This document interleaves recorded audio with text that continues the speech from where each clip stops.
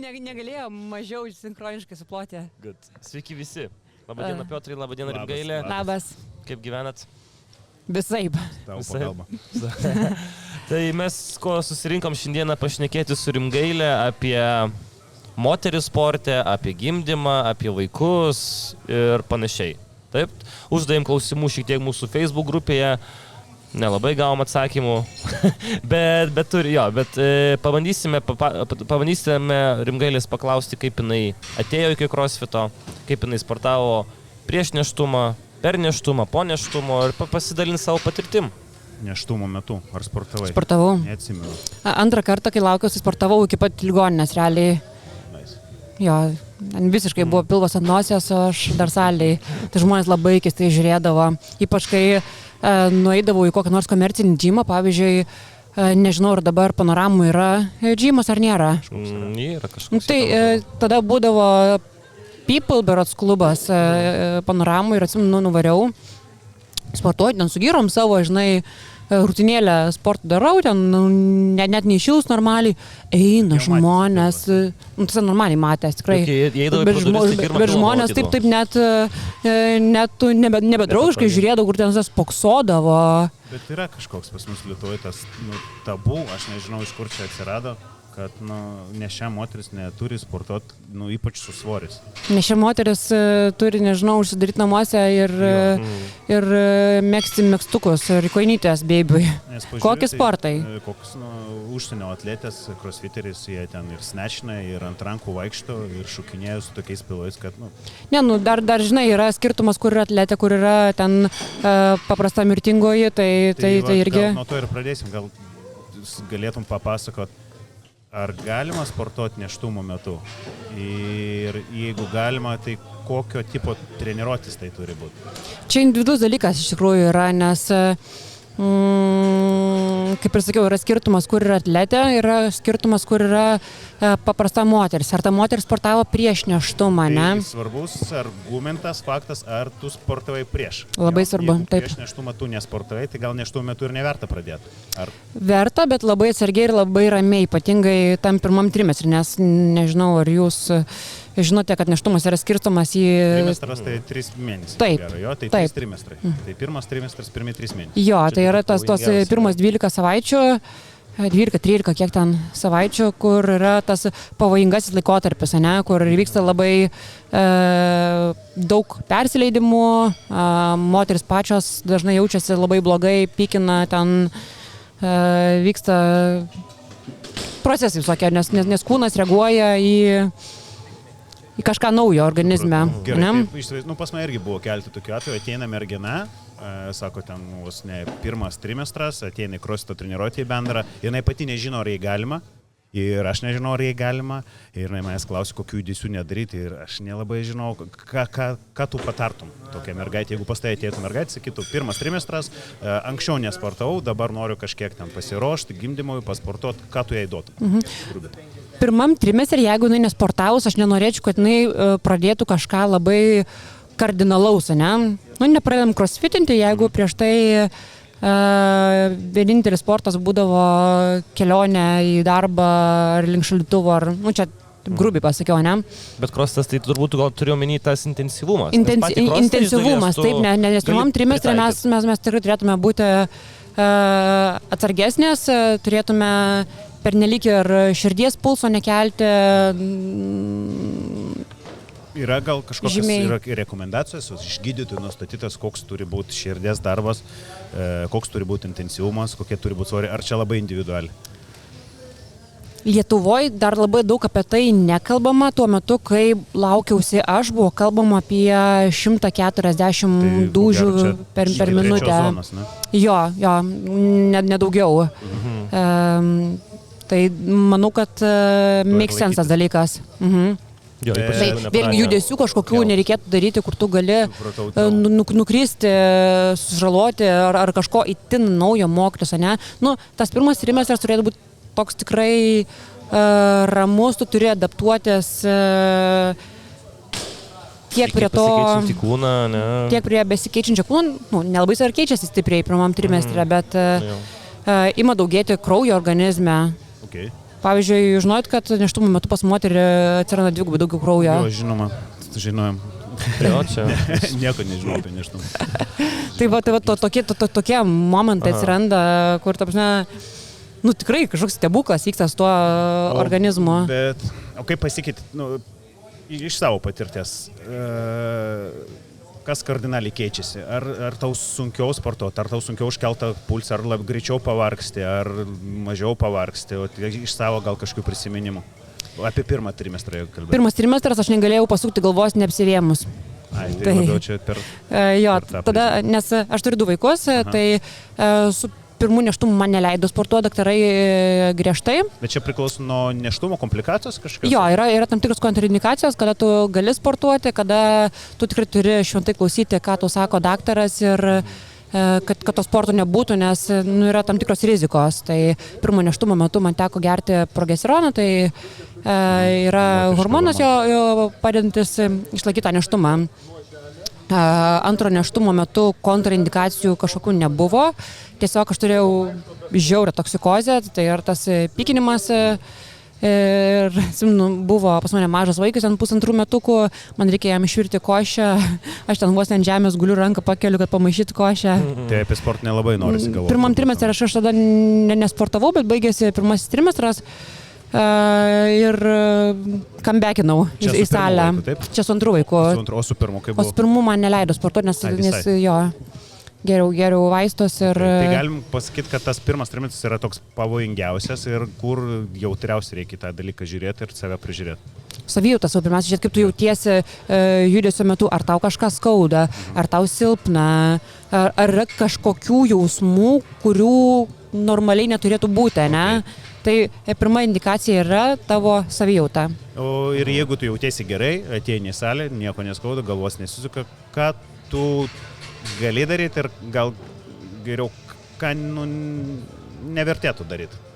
Kokį žinau, kad negalima šokinėti su šokdinė, negalima ilgai stovėti žemyn galvą. Čia toks labiau jau, kai ima augti pilvas, nes, pavyzdžiui, tie visi šokinėjimai galbūt mažiau patyrusiums bėgikiams, bėgimas ar bet kas, kur yra nuolatinė atotranka. Nes mes kai šokinėjom šokdynę, tai yra tas ir tik, net ir kūdikis, jisai ir taip spaudžia dubens dugną, ne, ir mes turim tą tokį padidintą spaudimą, bam, bam, bam, bam, bam.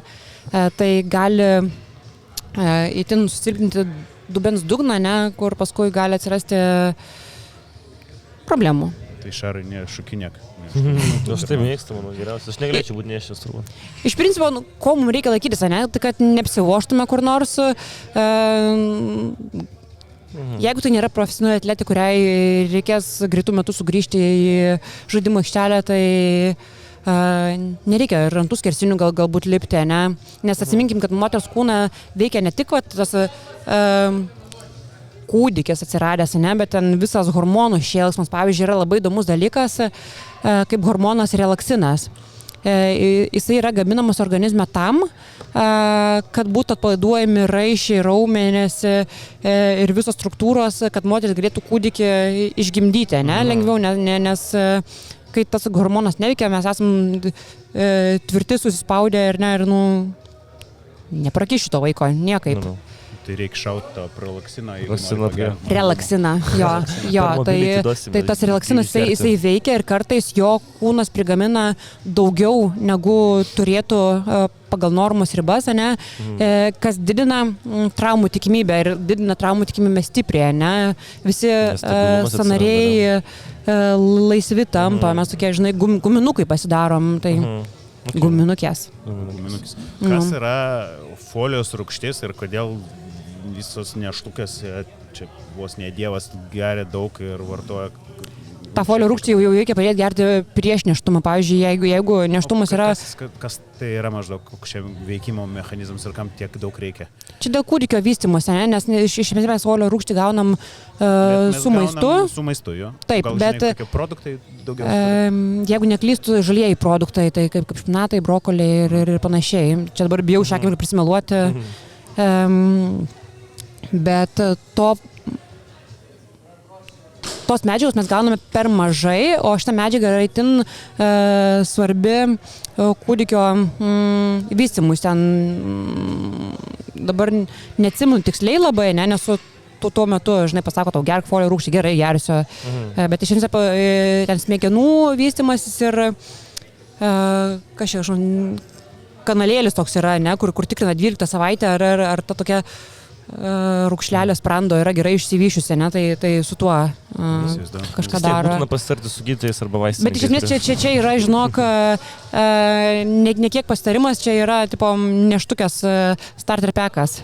Visiškai must, jo, tu nori būti nešė, tai tu 3 mėnesių prieš nėštumą jau turi pradėti tą folio rūgštę. Dar tą starter packą įeina. Į neštukę starter packą. Kretinas.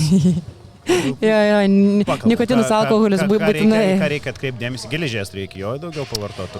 Čia tam jau daromi yra kraujo tyrimai ir tikrina daktarai, nes iš esmės tau kiekvieną mėnesį yra daromi kraujo tyrimai ir tada jau pasako, ko tau reikia papildomai. Tai ta folio rūgštis yra 3 mėnesiai prieš nėštumą ir jeigu neklystu 3 mėnesiai jau gyvuojant tam nėštumui.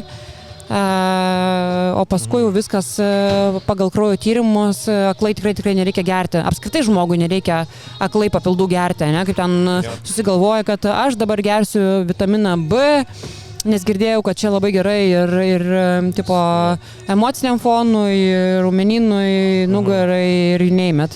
Tai dabar aš, žinai, ten kiekvieną dieną savo jam rysiu. Tai nėštumo metu dar reikia atidžiau žiūrėti tas rekomendacijas, ne? Tai tam yra daromi kraujo tyrimai, tada jau daktarė pasako, ką turi gerti.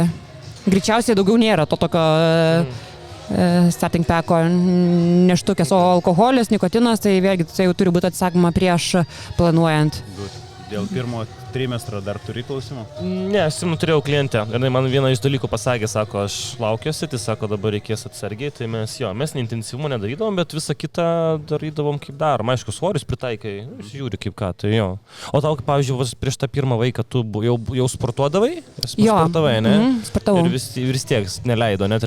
Ne, nes, sakau, buvo kontraindikacijų, dėl ko atsargiai pažiūrėta buvo šitą reikalą. Paskui jau kai išėjau į dekretinės atostogas, taip vadinasi, ne? Pamiršau jau. Senai buvo. Jo, kai išėjau į atostogas, tai pradėjau lankyti baseiną su kineziterapeutė. Tai tas buvo labai gerai, nes mes ant darom tokias mankštas su tokiais juokingais paraloniniais hanteliais. Kai būna baseinuose senjorų mankštos, per filmus rodo, žinai, per atostogas. Turim tokių dalykų Lietuvoje? Taip. Ir jų vis daugiau turim.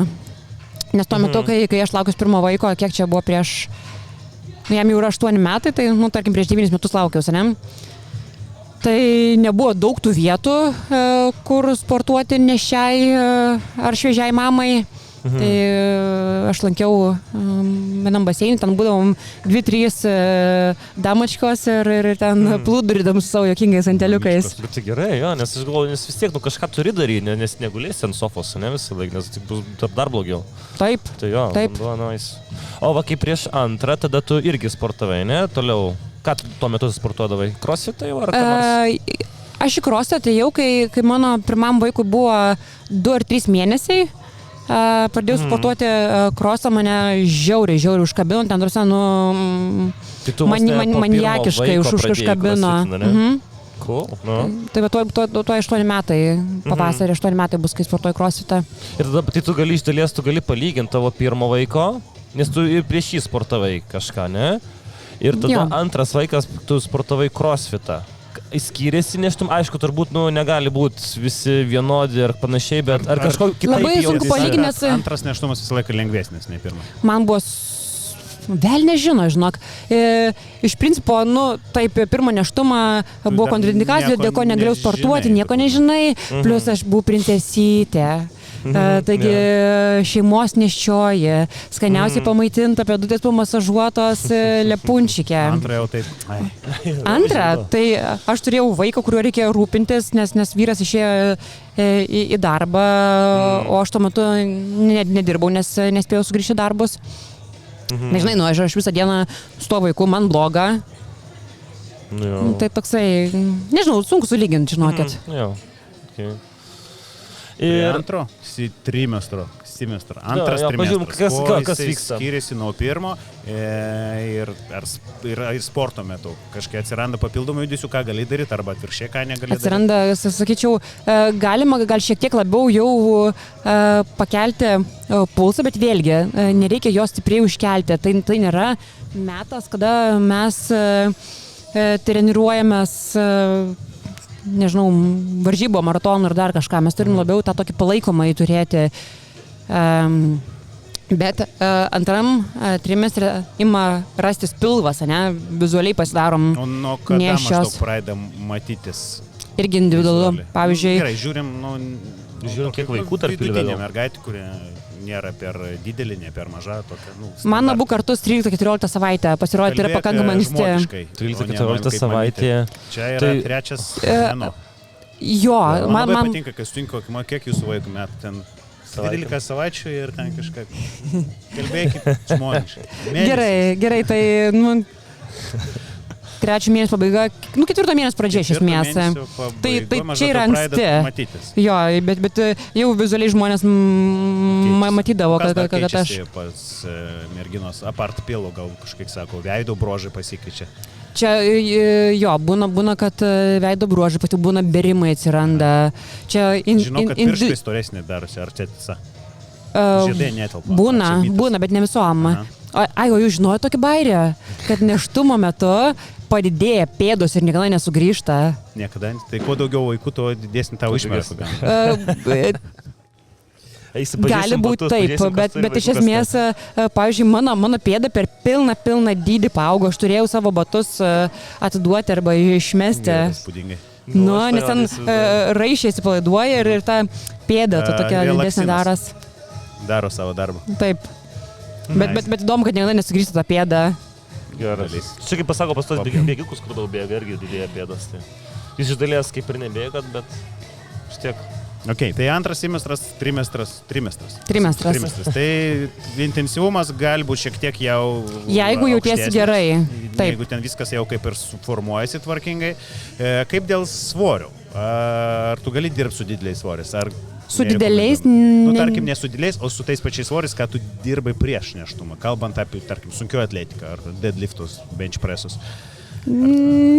Nemanau, kad turėtum dirbti su tokiais pačiais svoriais. Tikrai manau, kad svorius būtų protinga sumažinti. Sunkiosios atletikos elementai, kaip klynai, snatchai, kažkuriuo metu turėtų būti pakeičiami iš štangos į hantelius, nes mes turim judesių šablonus, ne? Kaip mes tupiam, kaip mes ką darom, ir mes tuos šablonus galime šiek tiek pakeisti, ne? Tai snatchinant, clean and jerkinant su štanga, apeidinėji. O jeigu tu tą pilą užkabinsi su štanga, ar čia labai baisu? Šiek tiek švelniai. Gal nereikėtų. Visą laiką taip atrodo, kad vos tu tą piluką palies, bus kažkas blogai. Vos paliesi, nieko blogo neatsitiks, bet o kam jį... Nes, pažiūrėk, snatchas yra greičiausias kelimas, ne pasaulyje. Jeigu mes užvažiuosime su tą štangą iš inercijos per pilvą, ar bus nuo to geriau. O vaikui vargiai. Instaliuos, gimsta tada geri atletai. Ne, paskui blemba silofaną pasiekėjai užauga. Tai gerai, antras išsiaiškinam ir artėjom prie trečio, kai jau būtų greit gimdyti. Man atrodo, šitam laikotarpiu... Dar biškai sugrįžkime į antrą, gerai? Grįžtame į antrą. Davai, tai ima rastis pilvas, ne? Kas nutinka augant pilvui, tai kad mes nebegalime gulėti ant nugaros. Ant pilvo? Ant nugaros negalim gulėti. Todėl, kad yra ten tokia tuščioji vena, kurią augantis vaisius gali užspausti, o tu gali prarasti sąmonę. Kaip gulėti ant pilvo, negali ant nugaros nešaus? Ant šuniuko. Wow. Nepatogu. Čia ne veltui, žinok, nėšio skundžiasi, kad blemba, neišsimegojau, negaliu miegoti. Tai tos pagalės tos atsiranda. Jo, net nežinau kaip vadinasi, bet atsiranda. Taip, tokių niuansų, žinai, atsiranda. O sporto metu tu gulėsi gult ant nugaros?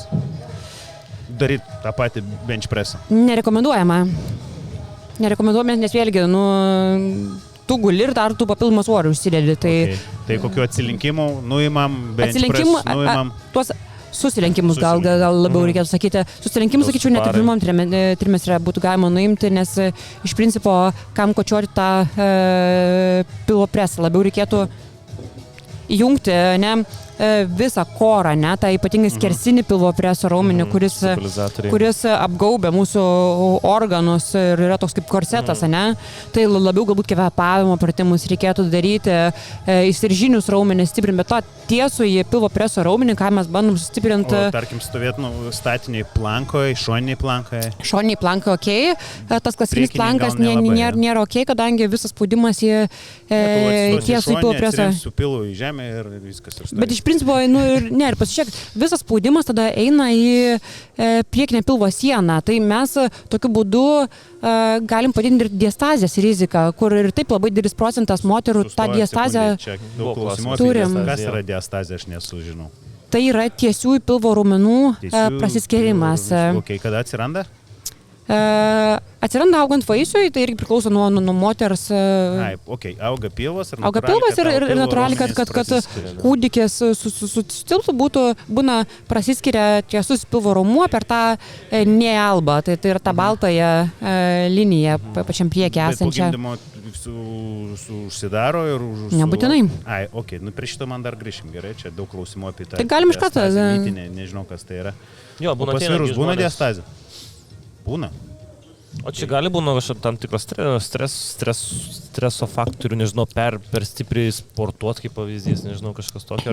Iš esmės, kortizolis, tas streso hormonas, tai turi įtakos, bet kas liečia vyrus, tai dažnai itin nutukę vyrai. Turi diastazę. Vos ne skrandis padidėja ir praskleidžia tas raumenis. Pilvas, visas, tie visceraliniai riebalai, viskas. Nes apstai vyrai yra linkę tukti kitaip negu moteris, ne? Mes viską parodom. Mes viską parodom, ką turim, jeigu priaugam, tai visiems parodysim, kad priaugam, o jūs vyrai esat slapukai ir esat linkę jas savyje slėpti emocijas ir riebalus. Parodo, nepabėgsi. Parodo. Tai va. Tai prie trečio trimestro. Man atrodo, trečiam trimestre jau moterytės visai atsipalaidoja ir ten jau bėlį ką daro. Mačiau, kai tie sportavo, ten, jinai, man atrodo, padarė treniruotį ir iškart važiavo gimdyti tą pačią valandą.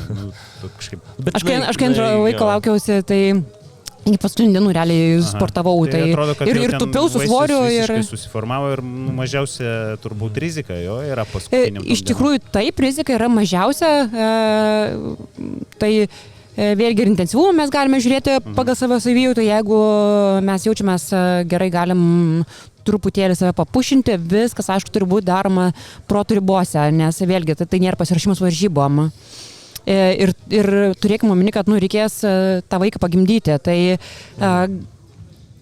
manau labiausiai make sense paskutinį trimestrą, galim likti ir prie svorių, bet įjungti mankštas baseinę, ne? Kad kuo labiau atpalaiduotų viską, atpalaiduotų dubens dugną.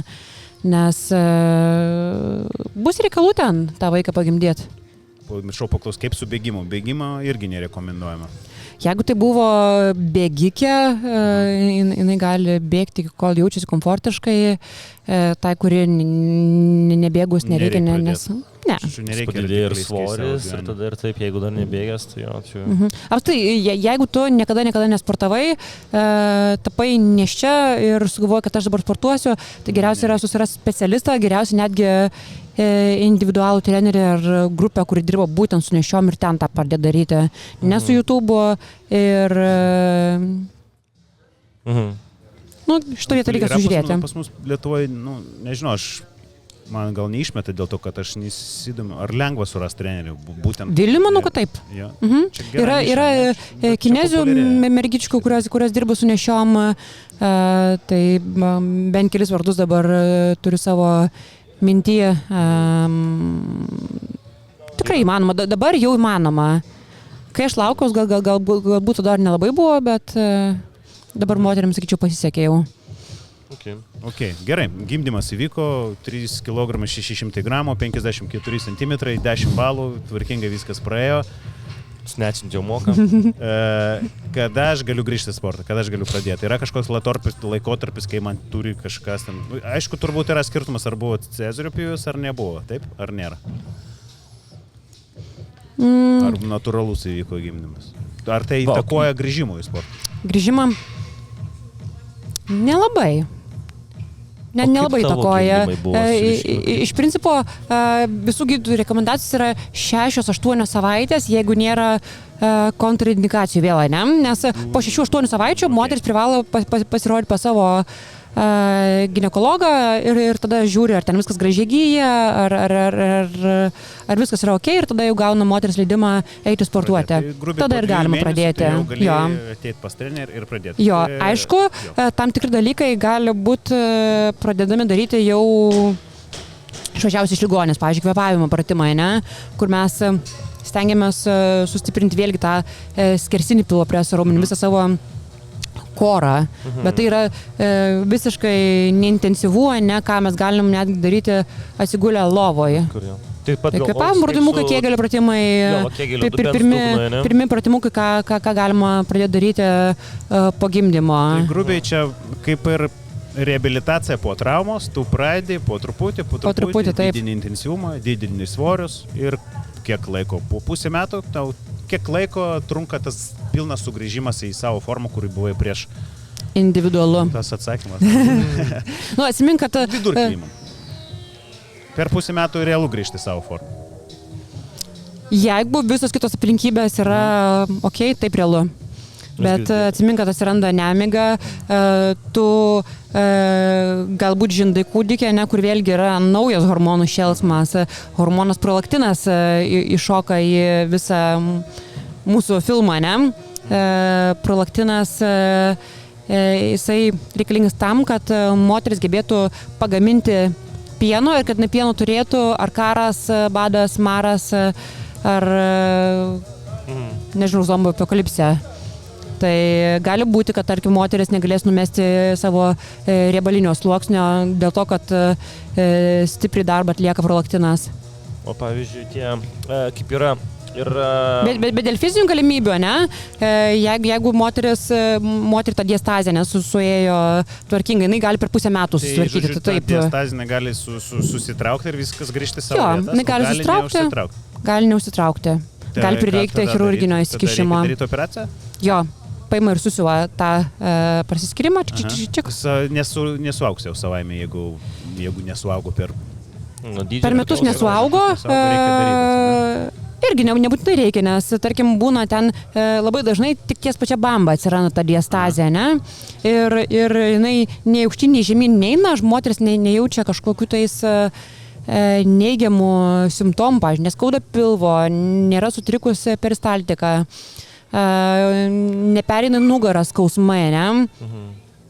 Nu, okei, yra ta diastazė, reikia turėti omeny, kad tada galbūt vengti kažkokių susirenkimų ar panašiai. Yra kai kurie pratimai, kurių negalima daryti. Jo, pavyzdžiui, susirinkimai yra numeris 1 pratimas, kurio nereikėtų daryti, kai yra diastazė. Visa kita kaip ir... Okay. O lentos, pavyzdžiui, kur žemyn pilvu, kad... Priklauso nuo diastazės dydžio. Jeigu mes turim, pavyzdžiui, diastazę per visą ilgį ir lenda ten keli pirštai, tai... labai daug pratimų netinka elementariai, pavyzdžiui... Galėsim man parodyti, niekad nemačiau. Galėsim man kokį mamytį surasti? Jo. O man tai yra rodė, kaip pirštus kišus gal kažkaip. Pavyzdžiui, aš po antro vaiko turėjau labai didelę diastazę. Bet susitraukė ar darė operaciją? Man darė operaciją, nes pas mane buvo, kaip daktarė pasakė, 5 cm, tai yra... Čia daug. Va tiek, ir per visą ilgį, nuo pat viršaus iki pat apačios. Ir labai... Exactly, žinok, taip yra įdomu, nes tos sienos va taip, viena kitos atžvilgių vaikšto. Wow. Ir pavyzdžiui, tu kai bandai suspausti pilvo preso raumenį, tarkim, atlikti ant skersinio kojų kėlimą, ane? Toks kaip namukas išlenda, atrodo, palatkė pasistato. O kodėl pas vyrus atsiranda? Aš mačiau, pas kai kurios vyrus yra, ne, irgi šitas dalykas. Ar jie yra numtukę? Dabar ne, bet gal prieš tai buvo, ne? Gali būti. Pas vyrus rečiau tas dalykas būna, bet būna. Bet tai iš dalies traumų būna kartais. Ten aišku priklauso nuo dydžio, ne? Bet gali būti, kad jeigu turi, tu gali kaip ir viską atlikinėti, jeigu tai nedidelė. Jeigu tikrai nedidelė, jo. Vėlgi ir savijautą žinai turi, nes kaip pas mane buvo ta diastazė per visą ilgį ir tokia tikrai didžiulė. Man atsirado 2 protruzijos nugaroje, ne? Nes įsivaizduok, tavo korsetas turi skylę ir didelė skylė ir jisai nebegali tavęs laikyti, ne? Visas spaudimas nueina į pilvo sieną, nes ten nėra atramos, ne? Ir visas krūvis pereina į nugarą, ta nugara nebetlaiko, kad ir kokia jinai stipri, jinai nebetlaiko visko ir tada gali atsirasti ryšus ir protruzijos, nugaros skausmai chroniški, virškimo problemos, nuolatinis pilvo pūtimas, skausmas, problemos tuštinantis ir panašiai. Tikrai tai yra rimta problema, jeigu tai yra didelė disazija ir jeigu ją nežiūrima rimtai. Čia klausai, kaip išvengti nugaros skausmo, tai turbūt išvengti neišvengsi, bet turi sustiprinti tiesiog raumenis. Korą, stiprinti koro raumenyną, nes yra toksai mitas, ne, kad jeigu skauda nugarą, reikia stiprinti nugarą ir mes tada toliau tą nugarą kočiojam. Kočiojam ir kuo toliau, tuo labiau tą nugarą skauda. Mes turim visą koro raumenyną stiprinti. Bet vėlgi, jeigu tas mūsų koras yra prakriuręs, tai atrodo, aš stiprinu pilvo presą, ne, darau preso pratimus, ale kažkodėl nugarą skauda, ne, viskas į nugarą nueina. Tai reikia pasičekinti, ne, tai pirmiausiai mes galim pasitikrinti pačius namuose, yra tikrai pilna testų ir tam pačiam YouTube įdėta, dabar nepasakosiu, bet paprasta kaip 2x2 tą padaryti ir jeigu mes pamatom, kad ta diastazija yra arba tiesiog bloga savijauta yra, eini pas chirurgą, chirurgas apžiūri tada jau ir echoskopo pagalba ir pasako, ką daryti toliau, ir tai galima sutvarkyti konservatyvių būdų, tai kineziterapeuto pagalba, specialiais pratimukais, ar jau reikėtų daryti operaciją. Okay. Šoninis presas, ne? Daugam padeda šiaip. Šoninės lentos, deadbogai, jie padeda, bet... Antirotaciniai. Front squatai. Front squatai tai visada nuostabu. Ypač šono.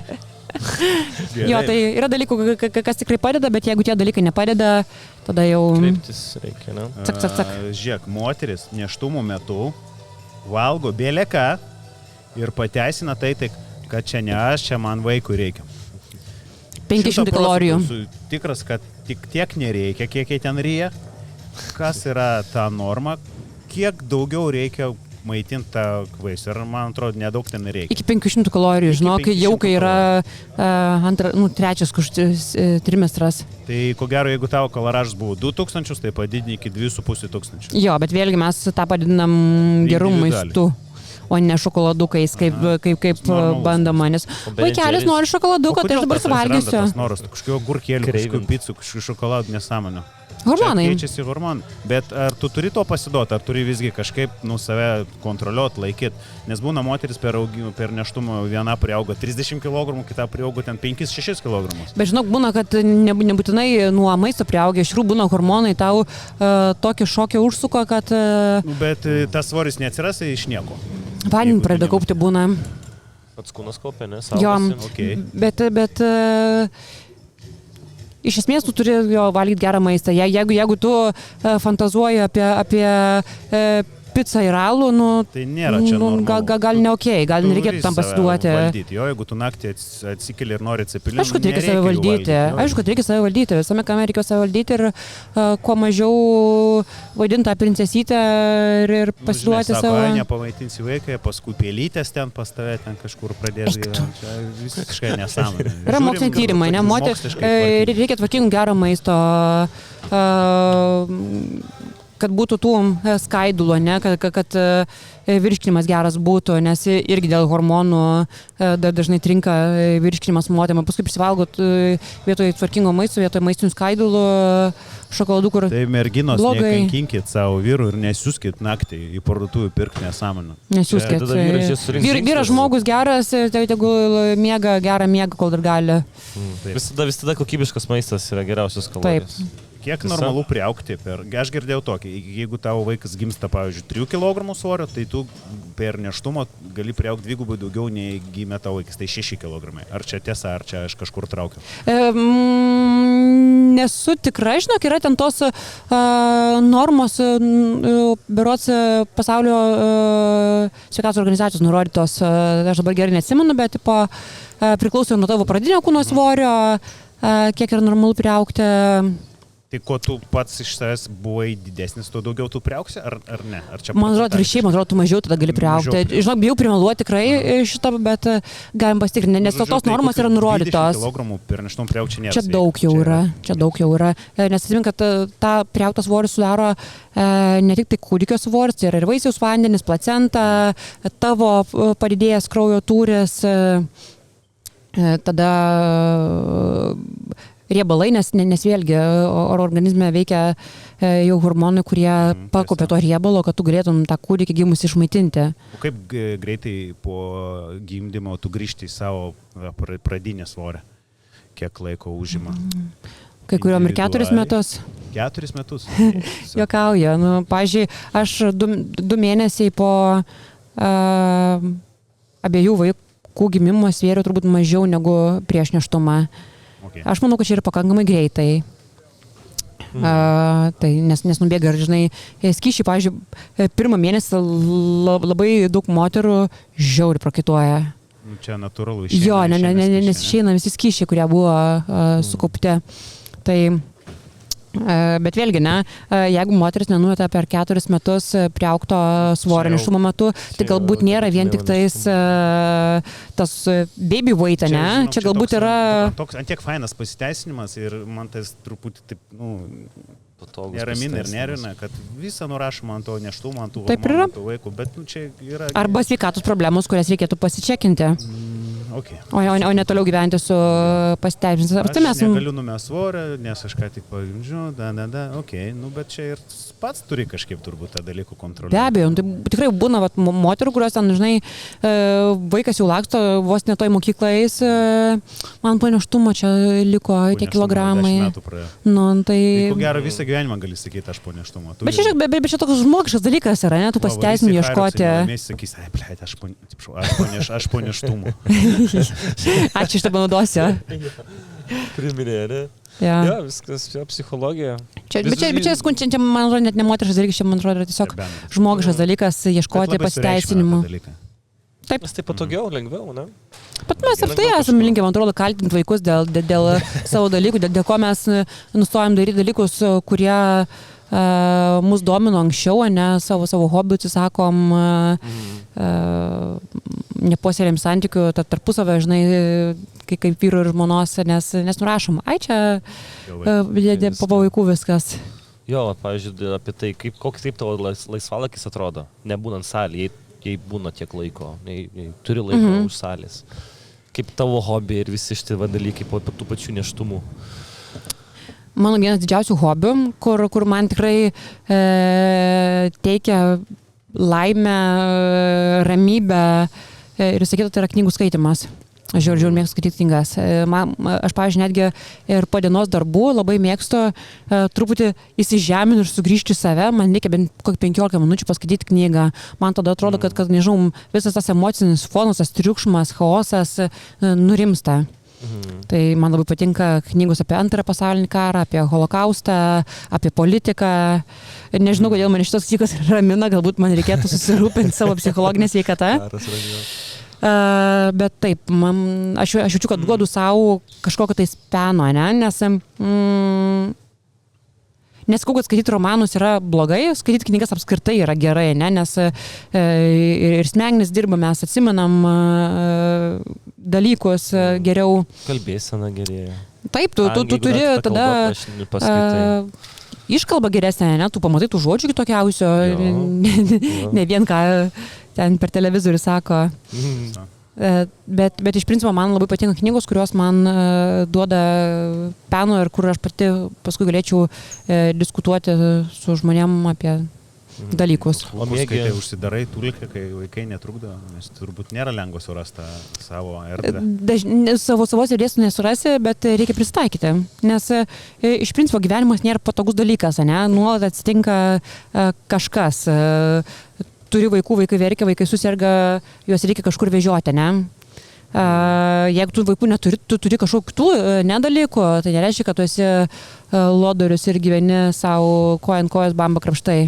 Tu galbūt turi savo verslą, savo darbus, savo kažkokius kitus triggerius, kurie tave gyvenime nedžiugina arba apsunkina tavo gyvenimą, kelia stresą, ne? Tai mums reikia kažkaip gebėti prie tų visų trigerių prisitaikyti ir rasti būdą, kaip skirti laiko, kad ir šiek tiek tiem savo pomėgiam. Pavyzdžiui, mes su vyru migdom vaikus, bet kas antrą naktį, vieną naktį aš migdu, kitą naktį jisai migdo ir tais vakarais, kai jisai nueina migdyti vaikus, aš turiu savo laisvą vakarą ir aš savo galiu pasidaryti arbatos puodelį iš savo Wolfschatz ar kaip ten puodelį aš turiu iš Vilko irštvos Hitlerio bunkerio puodelį ir man tai žiauriai džiugina, man žiauriai mielas puodelis, niekam neleidžiu jo liesti. Tai vat aš geriu kokį nors mėtų ar čiobrelio arbatą iš to puodelio, skaitau knygą ir man yra toks kaifas. O tu mėgi ramiai po tokių ten holokaustų ir Hitlerių? Labai gerai. Nebežiūrint priklauso, ką tam puodeliai geri. Jo, žodžiu, ką nori pasakyti rimga, mylėkit save ir raskit savo laiko. Vaikai čia nėra pasaulio pabaiga, 18 metų, pum, išvarys iš namų ir pamiršti. Nes būna ir jūs liksite toliau gyventi. Taip, nes tu neturim artimoje aplinkoje irgi pažįstamų, kurie atrodo gimsta vaikai ir viską sujaukia, negali keliauti, negali nieko daryti. O man pačiai patinka su vaikais keliauti. Ten yra tarkim, tikrai sunkiau, nes jie zyzia, susimušam, ten ir 2 bernai, tai patikėkit, jie ten tokį chaosą gali sukelti, kad bet iš esmės, ir tu pats, kaip žmogus tobulėji ir tavo vaikai auga tose kelionėse, ne, jie pamato, kad yra kitokių kalbų, kitokių kvapų, kitokių skonių, kitokių žmonių. Kitokios spalvos. Ir paskui, žinai, būtent kitokios spalvos, ir paskui, kai mūsų, pavyzdžiui, močiutės, tai pamatydavo kitos rasės žmogų ir ten nuspoksodavo, žinai, taigi tas ir panašiai, o mes savo vaikus taip lavinam juos jiems rodydami pasaulį. Tai, pavyzdžiui, man keliauti su vaikais tikrai yra labai didelis džiaugsmas. Mes dar keliavom su vaikais ir dėl to, kad mes nelabai turim kur jų palikti. Dabar kol nepabėgom. Mamytės, kurie neturi palikti, su kuo palikti vaikus, bet nori pasportuoti. Ką mes turim? Fit mama treniruotės. Čia turbūt yra pagrindinis mūsų koziris. Jo, čia yra toks įdomus dalykas, nes kažkada, kai pati susilaukiu pirmo vaiko, labai vengdavau tų tokių jaunų mamyčių susibūrimų, nes man rodydavo... Čia kaip sekta, atrodo, blogiau nei krositas. Jo. Jis susirinka ir šneka apie vaikus. Apie pampersus ir snarglio spalvą. Wow. Aš žinok, tikrai labai... Pasikeičia galvoje, psichologinis dalykas. Ne, bet aš jau turėjau vaiką ir aš vengiau šitų dalykų, bet aš buvau, aišku, labai jauna, man buvo 26 metai, kai aš susilaukiu pirmo vaiko ir man atrodo, kad aš neturiu būti šitoj sektoje. Ta prasme, aš nenoriu girdėti apie kitų vaikų snarglius. Okay. Tai va. Ir paskui susilaukiu antro vaiko, man pradėjau dirbti kitame sporto klube ir man pradėjo siūlyti, davai, parašom projektą, darom mamų treniruotės. Aš galvoju, lemba, aš tikrai nevesiu, aš nenoriu tų pampersų šnekų dar savo darbe ir aš nenoriu tų klikinčių vaikų, nes aš namuose juos turiu, ne? Aš noriu būti suaugusių aplinkoje, su suaugusių šnekom savo darbe. Bet praėjo. Šitam sporto klube irgi Rokas mūsų eilinį kartą sugalvojo, kad mes dabar darysim taip ir pasiūlė, galvoju. Okay. Kas yra Fit Mama? Koks yra konceptas? Ko mes skiriamės? Nes aš tokių, nežinau, ar yra Lietuvoje tokių dalykų daugiau. Gal ir yra, bet... Gal ir yra. Turi, bet čia pas mus jo sistema yra. Tai yra, tokia, ne? Kuri yra... Jo, mes darome crossfitą, mes naudojam tą patį programingą, ką turim savo crossfito klasėse. Mes keliame ir štangas, ne tik galbūt pasimažim svorius, ne, jeigu ypatingai tai yra nauja mergina atėjusi, tam tikrų pratimų vengim, tų pačių susilinkimų, ne. Stengiuosi, kad kiekviena atėjusi mergina būtų patikrinama dėl diastazės ar panašiai, ne. Tarkim, galbūt jinai pati jau jautėjai žino ir pasisako, jeigu jinai nežino, tai pasitikrinam, nes tokiu atveju, kad ir mūsų programingai yra numatyta susilenkimai, aš negaliu tai merginai duoti susilinkimų, nes aš jį sužalosiu. Ir svarbiausias dalykas, kur vaikai būna šiuo metu? Su aukle. Jo, mes turim labai fainą auklytę, kuri ten, kaip visų vaikų močiutė, stengiasi visus ten sužiūrėti, pamiluoti, pašnekinti, visų vardų žino. Nuošiai myli tuos vaikus. Jo, čia kurią dieną sėdėjo čia ant šitų foteliukų su vaiku ir žiūrėjo, labai, labai mielai atrodė. Taip.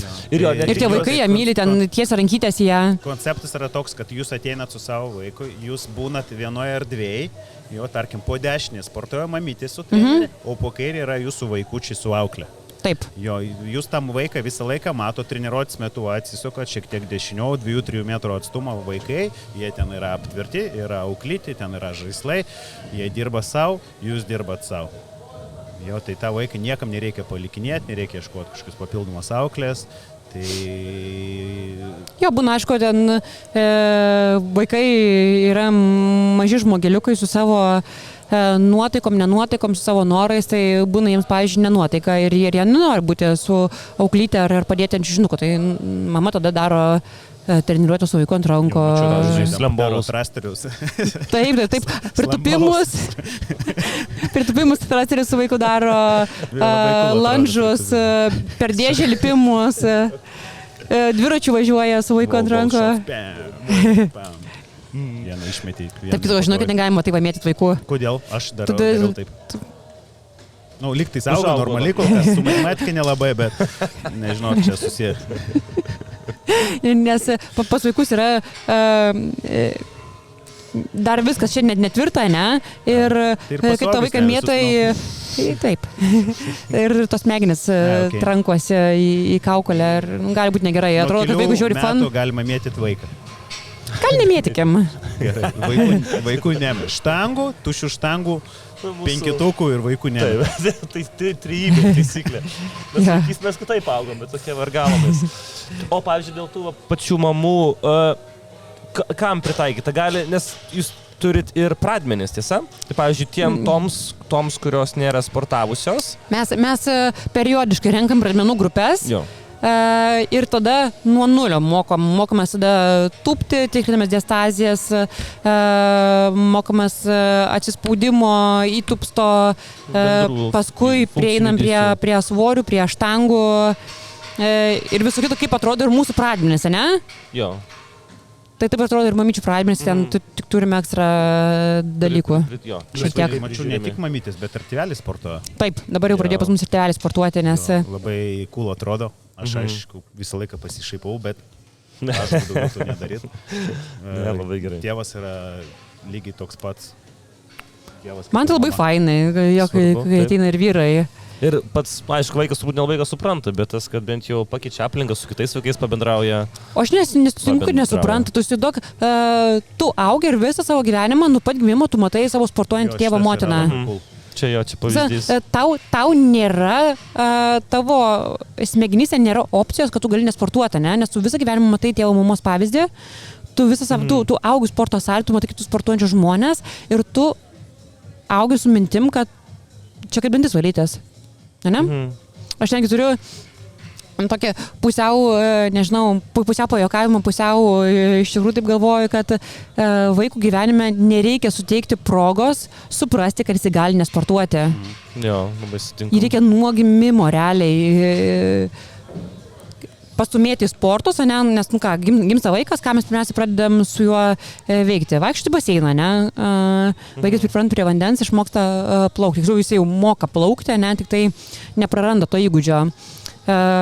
Vaikas toliau auga, mes galime jį leisti į mažų vaikų gimnastiką, ne? Nes mano nuomonė, gimnastika ir baseinas mažam vaikui yra numeris 1, nuo ko mes turim pradėti sportą vaikų. Okay.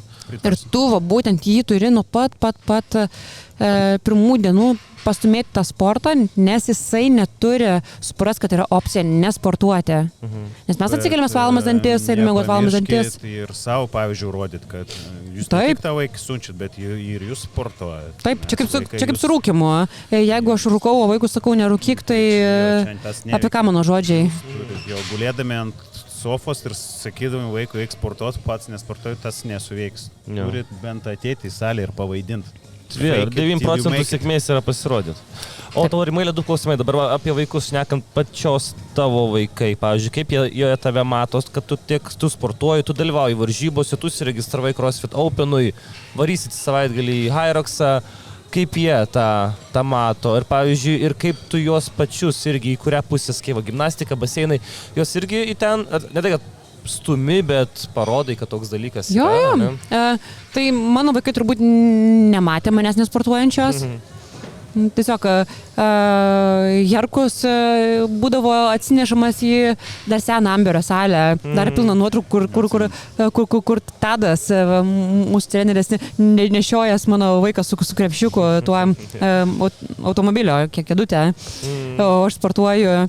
Ir pilnas videkų sakiausių, kur ten tas vaikas šalia manęs aš sportuoju, antras vaikas iš viso salėje augo, kol dar neėjo darželį, nes aš ir pradėjau dirbti tada kitoje sporto salėje, ten buvo kickbokso ir funkcijų treniruočių salė ir tas laiks pastoviai matydavo sportos, tai jie turi supratimą ir apie kovos menus ir apie kitas treniruotės, tai taip, jie nuolat mato ir vyro ten tai bėgiojant, tai kokį dviratuką minant dar kažką, tai jie tą namuose... Jis sportuoja, ne? Jis anksčiau krosite darė? Jis anksčiau sportavo krosite, paskui buvo labai rimtos traumos peties, tokia klasikinė krosfiterio peties trauma, nors ne per krostą jis ją užgyveno.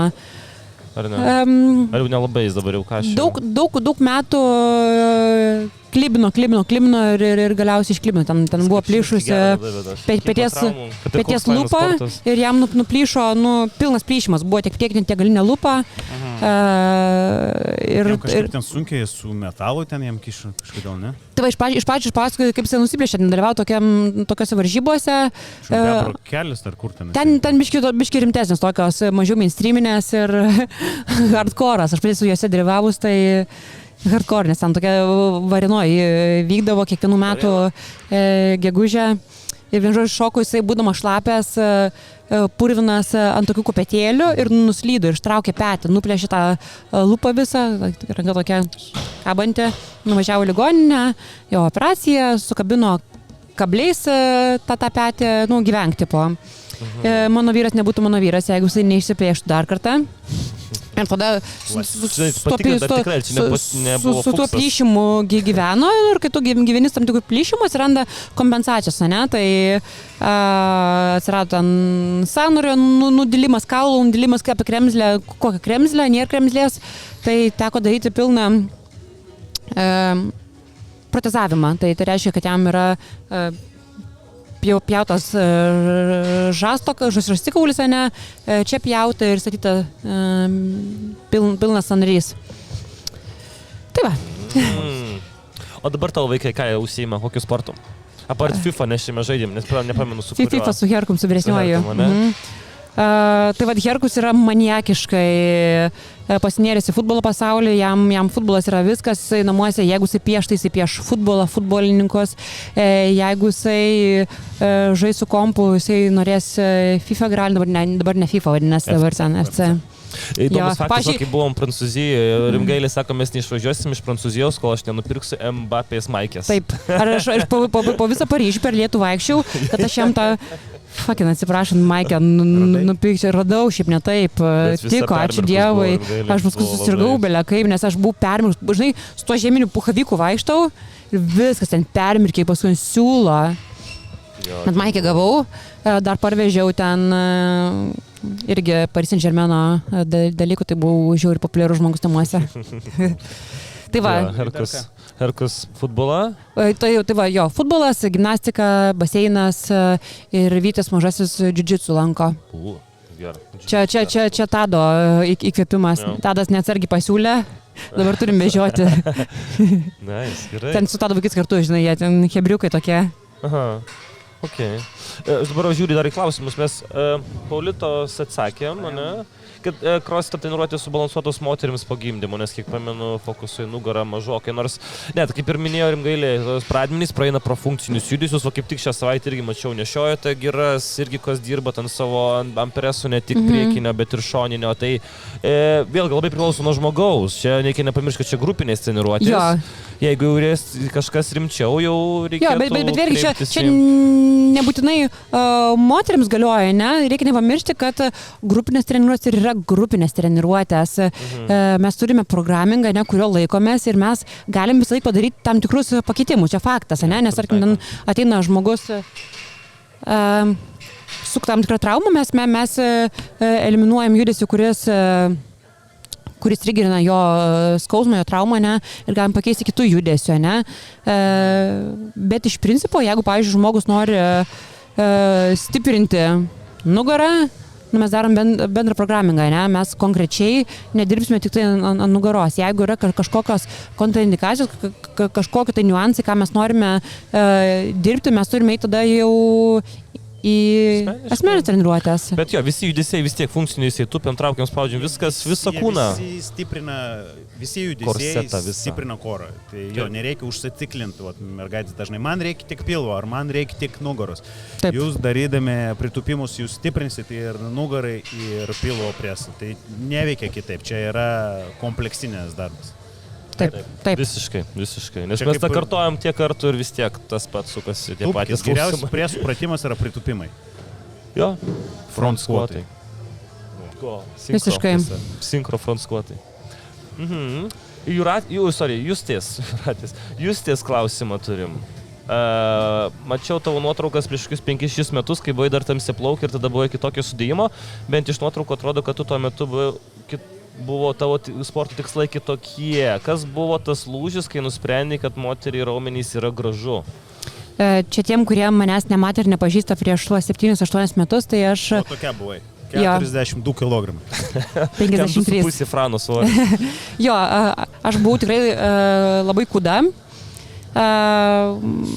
Aš įsivaizdavau, kad tai yra gražu. Pripažinsiu, taip. Kudumas, jo. Bet aš manau, kad tai yra atėję iš anksčiau, ne kiek vakarų, kiek iš esmės mūsų auklimo, nes pavyzdžiui, nežinau, kaip vyko jūsų mokyklose, bet kai aš buvau vaikas, mus nuvesdavo visus pas seselę ir visus bendroj patalpoj sverdavo. Ir visą klasę jo, ir panos tada pradėdavo klausinti, kiek tu sveri, kiek tu, aš tai mažiau. Ir tas visus norėdavo kuo mažiau sverti, būti kuo kudesnės ten šakės. Kuo daugiau, to geriau. Tuo metu dar, kai aš augau, mes turėjom kultą itin lieknų merginų, ne, modeliai. Kuo kudesnė, tuo geriau. Ir tas dalykas tikrai labai labai stipriai dar dabar, kiek žinau, užsišaknyjęs, nes aš, pavyzdžiui, su draugiam,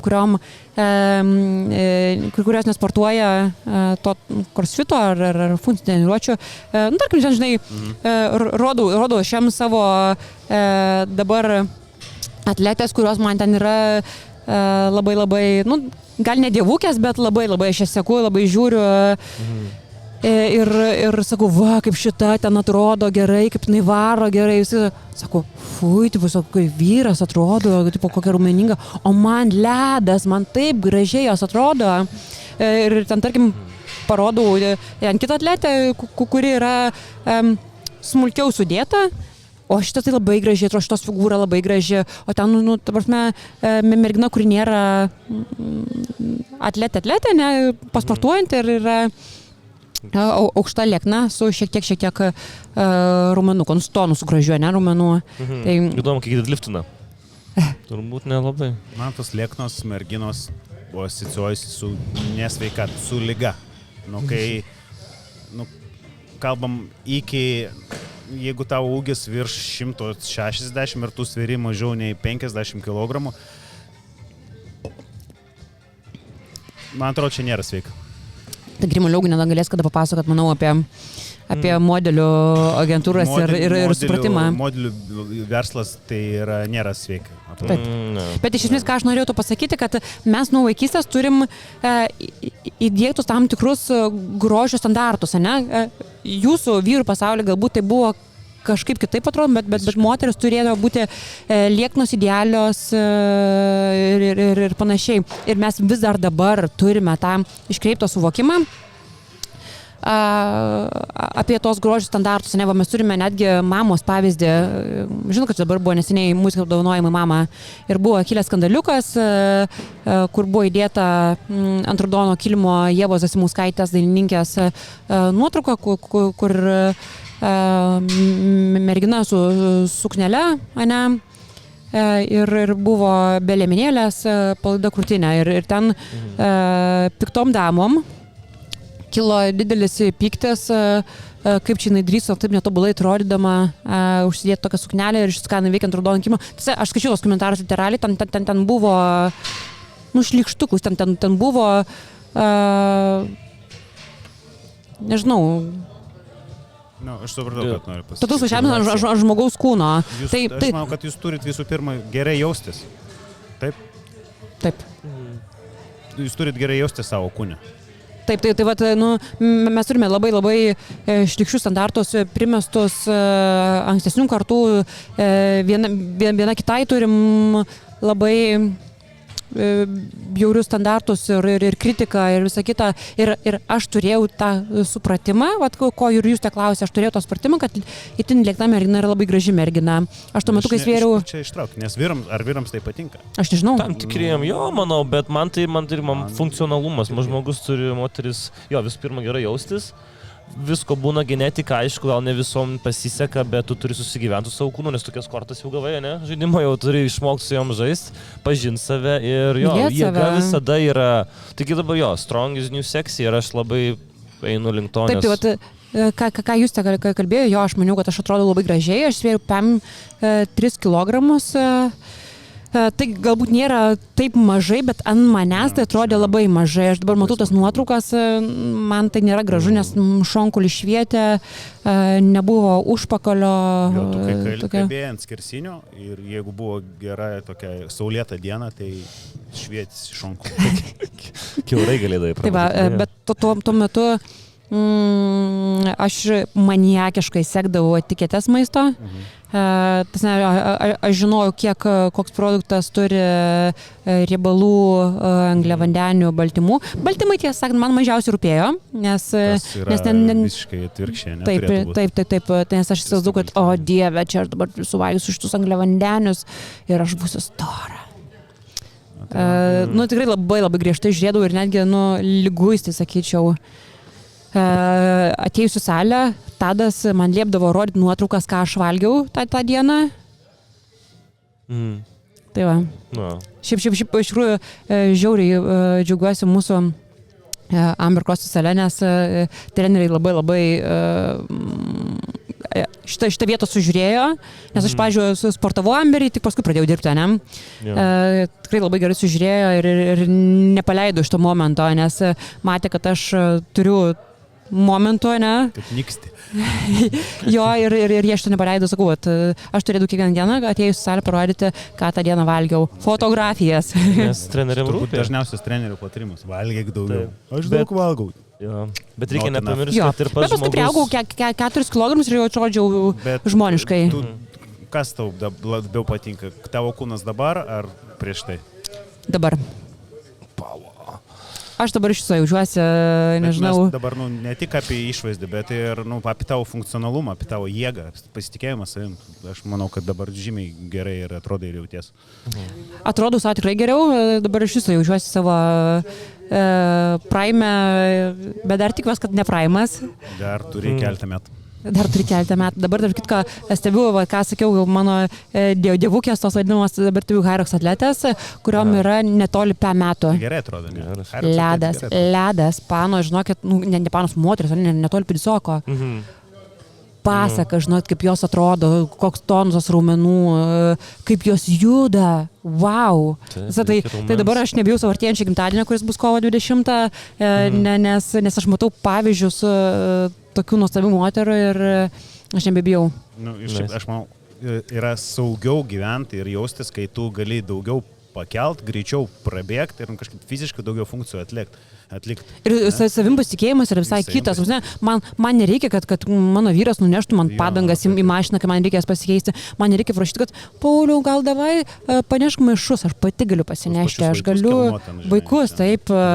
Lema būdavo, dar kai reikėdavo vežimėlių, vieną ranką pasiėmė vežimą, į kitą ranką pasiėmė kėdutę su vaiku. Ir varai. Ko, tu nevaldiškos, antrą kartą neįsi? Tai, nežinau, man patinka jaustis dabar, man patinka jaustis stipriai, man patinka, kad aš turiu raumenų, norėčiau netgi daugiau turėti. Man patinka gebėti bėgti, stumti, traukti, aš jaučiuosi savarankiška. Aš sim pasitikiu. Čia labai Šičios svarbu gerai. savim pasitikėti. Ja. Taip. Reikia raumenų, tai ko reikia? Reikia baltymų. Baltymų, Reikia baltymų, kelt kelt. Viskas daugiau nėra. Taip. Easy. Dabar mes turėjome Tamberį baltymų challenge, kur žmonės pamatė, kiek iš jų nedavalgo baltymų. O, tai čia. Ir tai, man atrodo, daugeliu buvo naujiena, nes jis tokia aš valgo baltymus. Išgeriu tą kaušą proteino po treniruotės. Ir pamatė, kiek iš tikrųjų yra sunku surinkti tos baltymus, kai reikia skaičiuoti pagal tavo kūno svorį ir juos iš tikrųjų sverti ir panašiai. Tai labai labai įvykęs, sakyčiau, iššūkis buvo. Ir pamatė žmonės, kokie pasikeitimai yra. Valgai baltymų pavyzdį savo. Kiek tu sveri? Šiam 4 sveriu. O kodėl moteris bijo atsakyti šitą klausimą, aš nesu. Nežinau. Čia kažkoks nonsensas. Čia kaip ir dėl metų. Visat nori būti jaunesnis ir sverti mažiau. Bet čia vėlgi, sakau, iš vaikystės, tų visų sverimų, automatizuojančių. Moterį, kiek jinai sveria. Kame čia yra bairis? Tai aš tau sakau, čia yra iš tų traumatizuojančių patirčių, kur tu turi būti. Klausimoti, kiek sveria, kiek jai metų, kas čia darosi? Lygybė, ne? Visiškai. Norim būti lygus, bet nesakysim, kiek sveria. Nežinau, aš to vietoj problemų neturiu, aš galiu pasakyti. 120 gramų baltymų grubiai. Suvalgau daugiau iš esmės. Apie 100-300 kiam būna pas mane per dieną. Tarp kitko turėsim atskirą mes. Jo, kas ten bus su dietologais, tai tą šitą dalyką išsigryninsim. Čia puikus pavyzdys. Nice. Ir dar vieną turiu iš Simonos. Ar yra kokių gudrybių palengvinti moters ciklo įtaką ar tiesiog susitvarkyti su tuo, kad kai negali pakelti kilogramų? Jo, sunku būna. Aš greitai atskirti, paskui galis. Jo, merginom stipriai įtakoja tas... Daro įtaką. Jo, daro įtaką ciklo tas metas. Jo. Gali būti, kad čia yra natūralu, kad jūsų jėga kai kuriais momentais nukrinta stipriai ir kartais jūsų jėga yra didesnė nei įprasta. Taip pat su ištverme yra dalykai, pavyzdžiui, treneriai, kurie veda atletės, sunkios atletikos arba aukštų lygių, jie paskaičiuoja. Jie turi kalendorius savo atlečių. Jie žino, kada kokią treniruotę duoti ir tu negali varyti ant maksimumą, jeigu tau yra dabar ne tas dalykas. Netgi yra kažkokių gal ir preparatų, kurie nustumia tos stiklus. Tai iš esmės yra kontraceptika. Jais galėtų reguliuoti ciklą ir nejausti ten tų visų simptomų, bet tai yra pros and cons ir nekiekvienam. Ir jeigu jūs šiandien galite sutūpti su 60 kg, o rytoj negalite sutūpti, čia šito nereikia bijoti, čia yra natūralu, čia yra normalu, čia yra up, down, to reikia susitaikyti ir tiesiog gyventi, priimti kaip duoklį ir nesuk dėl to galvos. Bet kokiu atveju mes nesam profesionalus atletas, mes iš to duonos nevalgom, koks skirtumas, kad tu nestūksi šiandien to svorio? Tai nereiškia, kad jūs susilpnėjot ar kažką blogai daro, čia yra normalu. Visiškai normalu. Ir yra tam tikrų ten preparatų, kurie sako, kad galimai palengvina simptomus, kaip ten, tarkim, populiarus yra nakvišų aliejus, to nakvišų aliejus preparatai neva padeda sumažinti simptomus. Aš pati nesu vartojus šito preparato, nežinau, bet vaistininkai rekomenduoja. Nakvišų. Čia skausmą gal pamažino, ar kad nežinai? Mes pabandyti galėtume. Su tuo relaksu. Relaksino, padidinti mobilumą. Žiūrėkit, kad papyčinį užaugtų paskui. Čia kitas reikalas. Gausis testosteroną. Tada šai. Aš manau, jo, atsakymai klausimus. Turi gal ką patart panelėm prieš pabaigiant keliais žodžiais. Top 3 patarimai mamytėm. Būtent mamytėm? Gal ne mamytėm būtinai? Mamytėm, kuri pagimdė. Gal nebūtinai mamytėm. Gerai, būsimiems, esamiems arba viskas. Moteriams. Tai iš esmės nebijot svorio, ne? Svoris nėra baubas, reikia... Mes svorį apie kilogramus ant štangos. Kilogramus ant štangos, okay. Jo, šią akimirką. Nebijokim svorio, ne? Raumenys neužauga per naktį, jeigu tu labai labai stipriai dėl to nedirbi. Tikrai netrodys kaip vyras, bet būsi savarankiška, stipri ir sveika. Gerai, vieną turime, ne? Jo, nebijot svorio. Gerai. Antras. Mylėti save. Tai Čia yra labai svarbu. body positivity, man šitas judėjimas labai patinka. Su tam tikrom išlygom, ne, kur jau prasilenkia su sveikatos rodikliais, ne?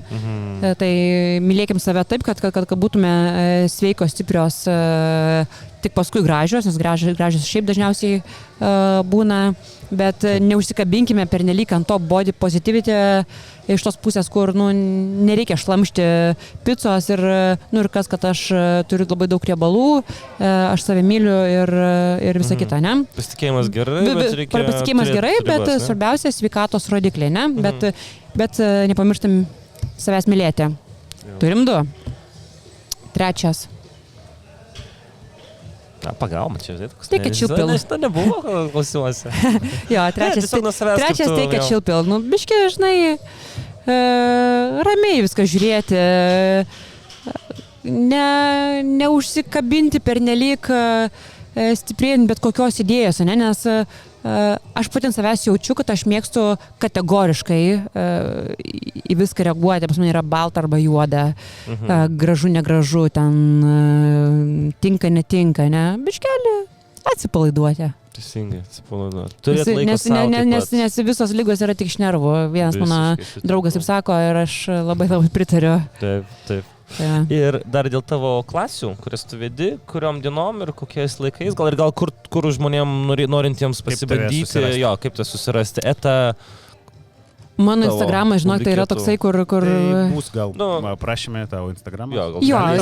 Eilutė gražiai. Atsakysiu visiems? Atsakysiu. Pažadu. Neturiu tiek daug rašytojų, kad neatsakyčiau. Jo, pasiekit Rimgailę ir dėl tų treniruočių. Jo, tai aš vedu pirmadienio vakarais, 5, 6, 7 valandą vakare crossfitą. Čia crossfitą, o pačiam... Mamytės pirmadienį, trečiadienį, ketvirtadienį, 9 ir 10 valandą. Ketvirtadienį, 9 ir 10 ryte. Taip. Ir tada daugiau informacijos rasite mūsų puslapyje ambercrossfit.lt. Parašykite e-mailą, Rimgailė Trašis. Jo, jeigu ką. Ir jo, manau, tuo galim ir pabaigti. Ačiū tau labai, Rimgailė. Ačiū, kad pakalbinot. Labai smagu buvo. Šaunuoliai. Tikiuosi ne paskutinį kartą. Toj tikrai ne. Ačiū ir iki. Iki.